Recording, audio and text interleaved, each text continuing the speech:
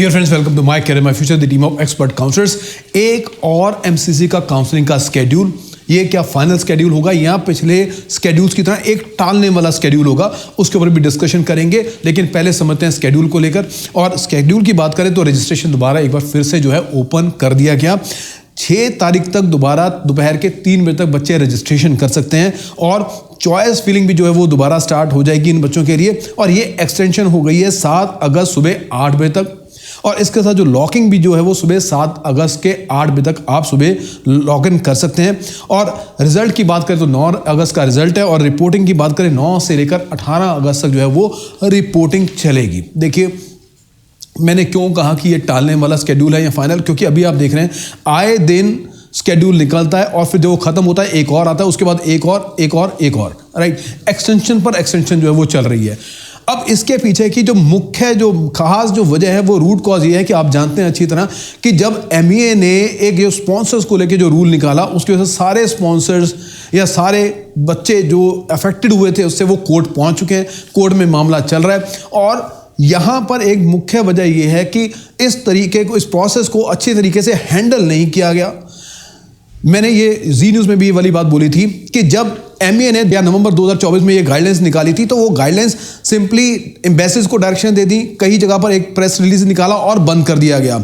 ये जो मेडिकल के जो बच्चे हैं, जो 25 लाख बच्चा मेडिकल का नीट का एग्जामिनेशन देता है, वो 2 पेरेंटल बॉडीज को फॉलो करता है, एक एनएमसी को और एमसीसी को फॉलो करता है, राइट। एनएमसी और एमसीसी की साइट पर कहीं पर भी ये नोटिफिकेशन नहीं डाला गया।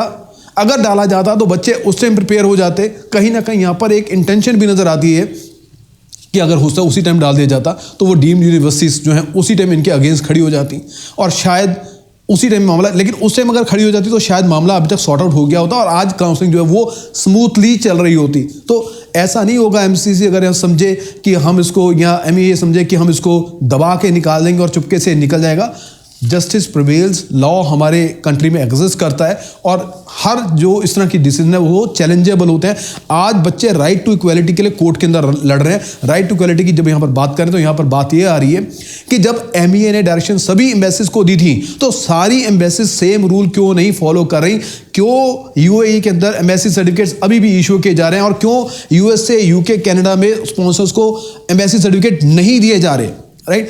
अब जब बच्चे यूएसए, यूके, कनाडा की जो एम्बेसीज में पहुंचे तो उन्होंने जब कोर्ट भी किया कि यूएई में स्पॉन्सर सर्टिफिकेट दे रहे हैं तो उन्होंने बोला, एम्बेसीज का जवाब ये था कि वो एम्बेसीज या तो बंद कर देंगी, आगे नहीं देंगी, और दूसरा अगर उन्होंने इशू किए हैं तो वो एलिजिबल नहीं माने जाएंगे आगे चल के। लेकिन हुआ उल्टा, उन्हीं स्पॉन्सर सर्टिफिकेट्स के बेसिस पर बच्चों को यहां पर इंडिया में एडमिशन मिल गया। सो ऐसे में ये बच्चे अपने आप को ठगा महसूस कर रहे हैं जिनके स्पॉन्सर यूएसए, यूके और कनाडा से बिलोंग करते थे।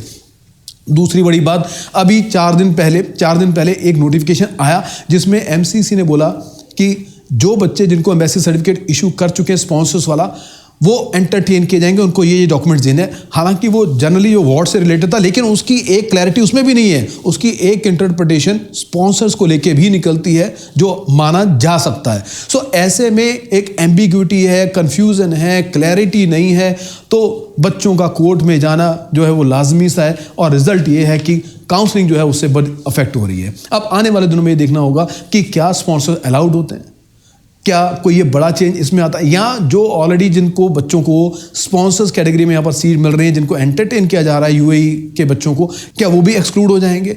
सो यहाँ पर जो बात है वो डीम्ड यूनिवर्सिटीज़ की बात हो रही है, एमसीसी की काउंसलिंग की बात हो रही है। सो आने वाले टाइम में हम ऐसे हर इंपॉर्टेंट टॉपिक को कवर करेंगे, बहुत पैनी नज़र से इनके ऊपर नज़र बनाए रखेंगे और आपके सामने लेकर आएंगे इस केस में आगे क्या होने वाला है। Thank you very much.